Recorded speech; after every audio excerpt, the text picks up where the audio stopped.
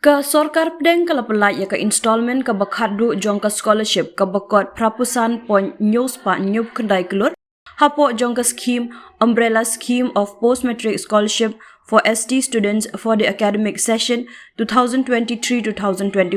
sya ka jela.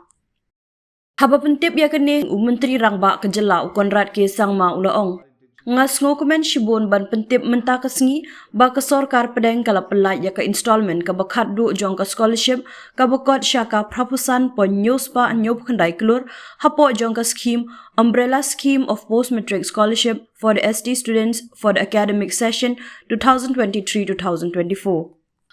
Chief Minister ula pentip ru ba kedi kepisa kan sapoi syaki account jong ki samla pule tang hapo ka shisingi lani arsingi.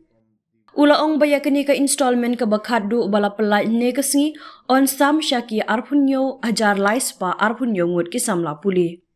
Ula pentip baya ka installment ka beningkong ka bakot saupu ar point laipu ar kulur la Pyllait ha ka arpusau terik ujeliu arajar arpusau ha ka baya kini ka pisa la sam syaki khatnyo ajar laispa ndri pusau ngut ki samla puli. Kat baya ka installment ka baar ka balong ndri point ndri punyo kulur ula ong bala dep ban Pyllait ha ka arpo tadi unai wing arhajar arpusau ha ka bala sam syaki laipu arhajar ndri pusau ngut ki samla puli. Nakal yang ka Sorkar jela ka kut jumut benang penjanai bat penstet ha ka baya day berka scholarship man lau senam kenang ban pentikna ya ka jingkershan bakham kloy na ka benta ki samla puli ka jela ong Chief Minister lingba ka X.